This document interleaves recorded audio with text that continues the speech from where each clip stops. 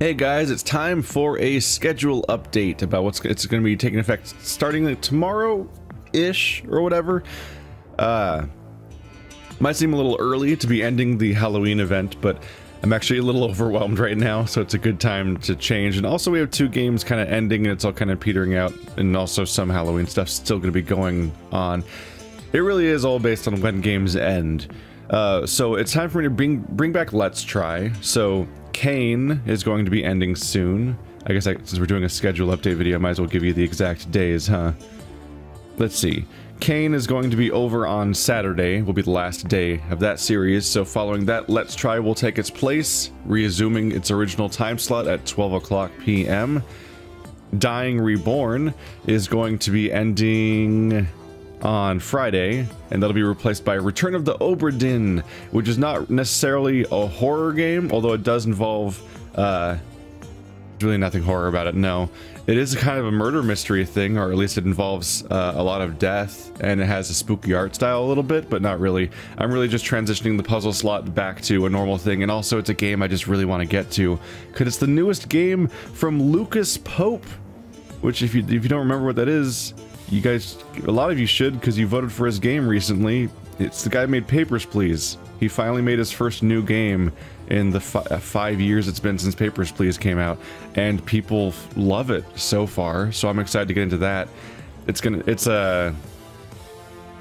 don't know a ton about it, but you're basically solving how people died via a paused time, unusual storytelling thing on a ship.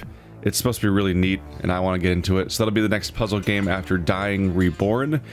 And then third thing is that Deadly Premonition is going to go on a short break. I'm not even going to call it hiatus, because hiatus usually lasts longer than how long this should be gone, and also comes with the scary implication that it might not come back.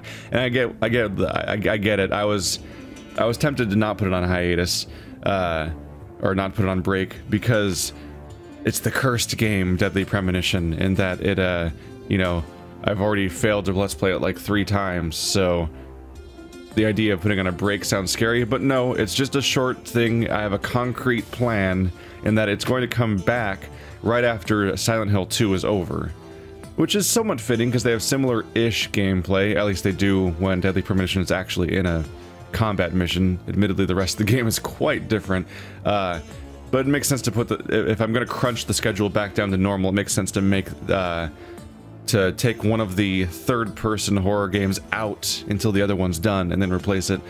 I had 2 options here, and I went with this one. My other option in my head, because I do need to bring back Let's Try, in part because I want to go back to covering all the games I normally cover, and also because I promise that one slot, that one tier of supporters on Patreon that I'm going to cover the games they want me to cover. The ones that, you know, those 10 that I do every month. So Let's Try needs to come back. So my option was basically to put the entire puzzle slot on a short break until Silent Hill 2 was over, or put Deadly Premonition on a short break until Silent Hill 2 was over.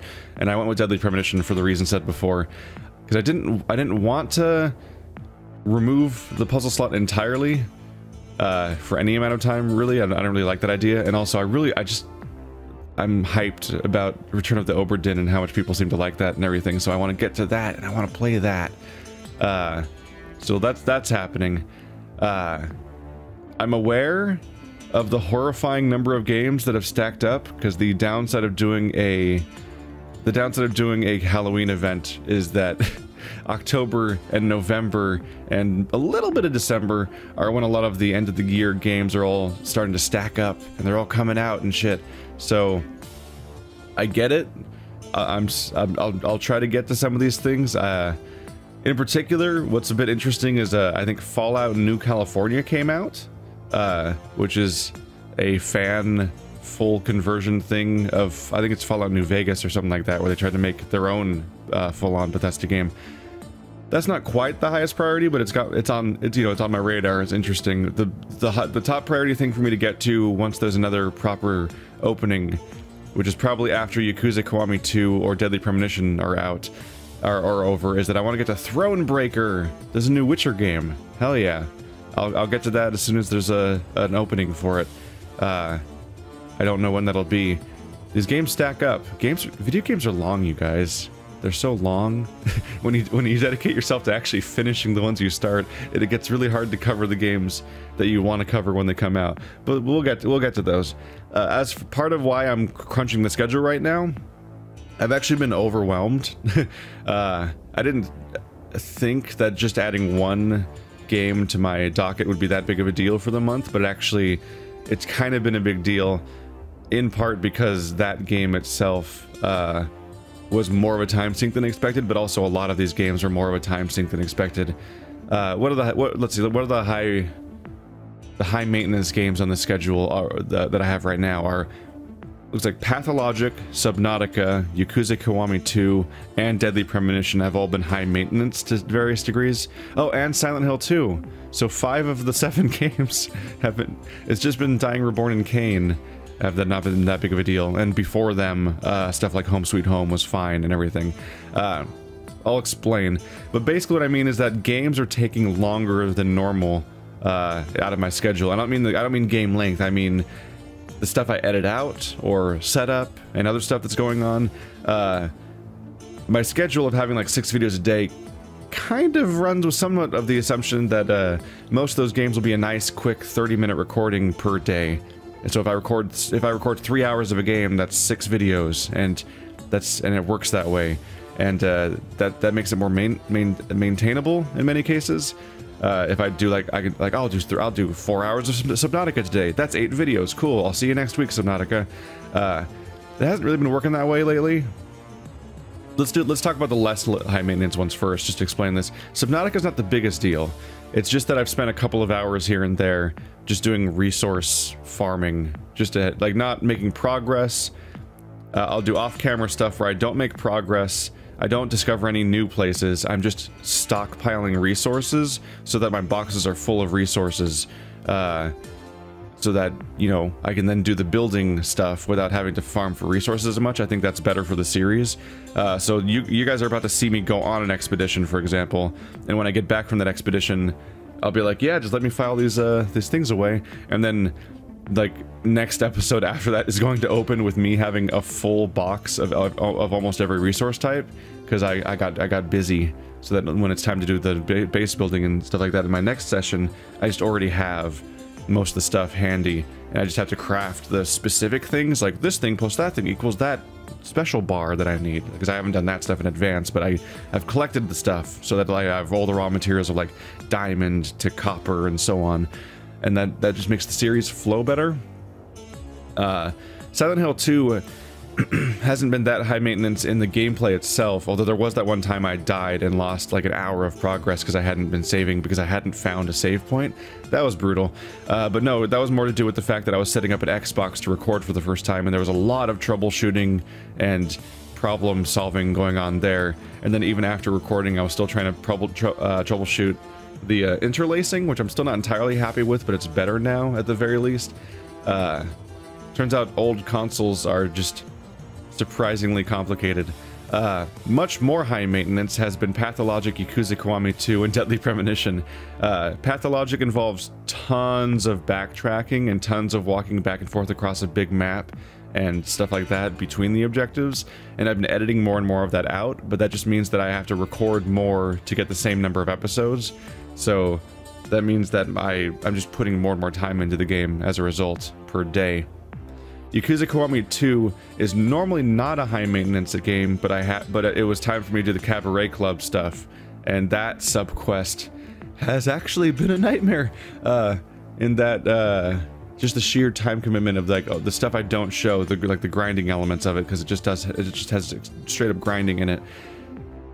In order for me to qualify for the championship match of each league, I've been not showing any of that stuff, and that's been very time consuming. But it also has this annoying system where all of the girls in your club have a quest they unlock via a series of conversations, but you only get one conversation at a time, and in order to trigger the next conversation or the quest at the end, you have to do another session of the Cabaret Club night over and over again to trigger the next one.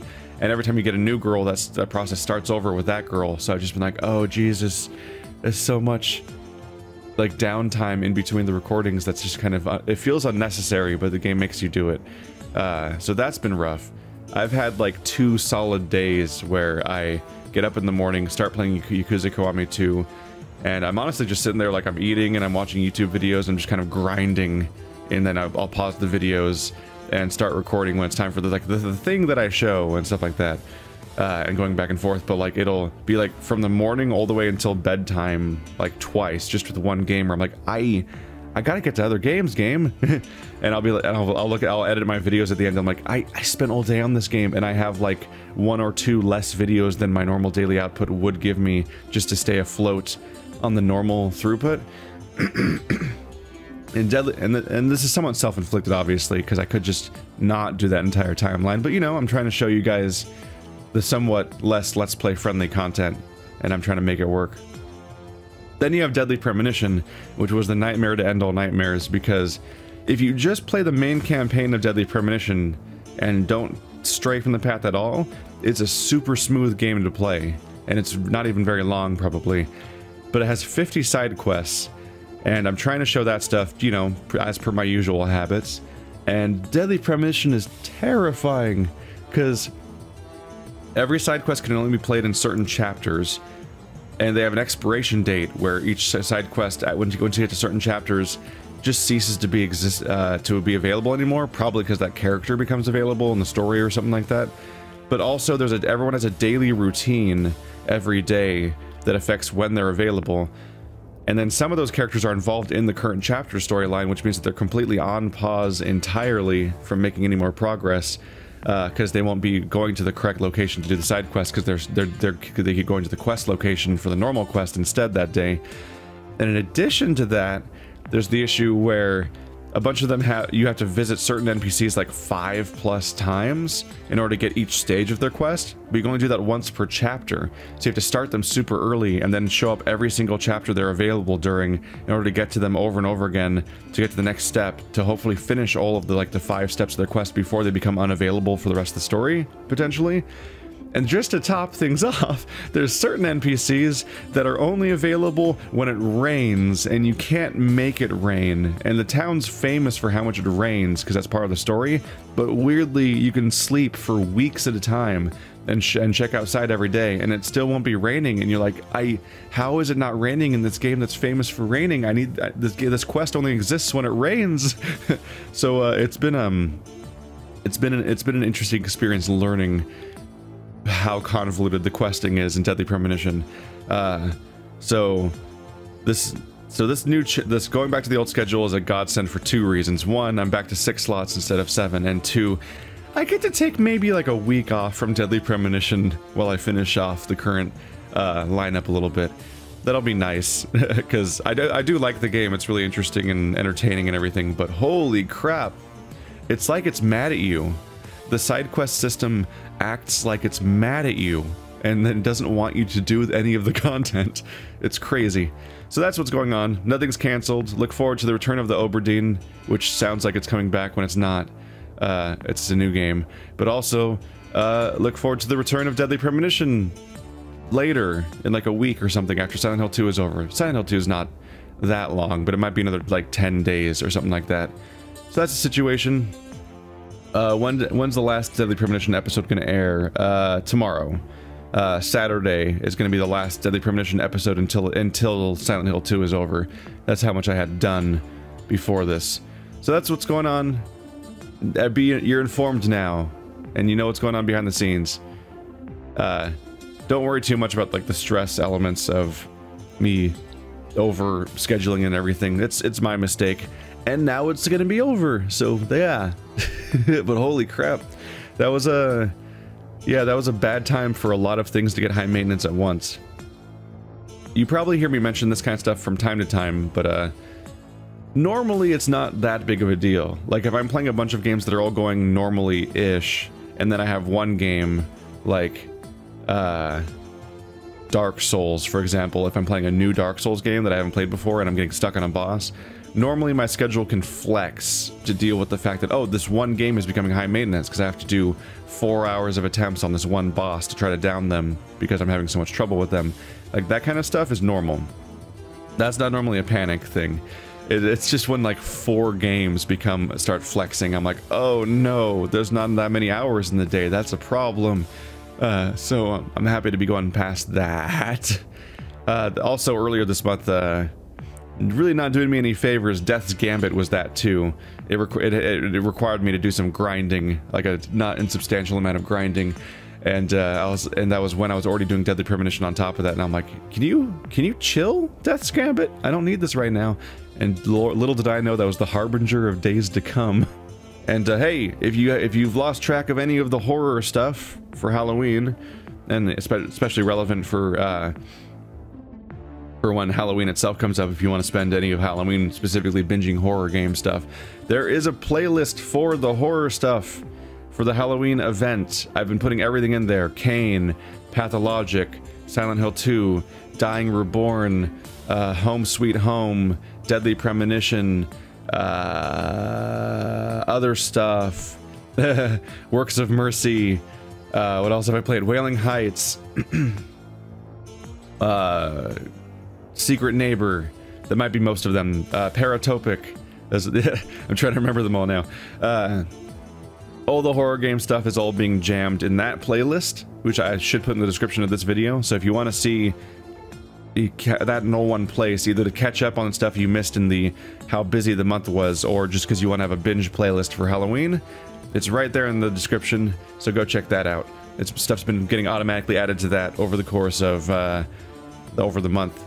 If you remember the previous video about how playlists are broken now, they seem to not be broken now. They seem to be fixed now, so that's good. Cool. See you guys next time.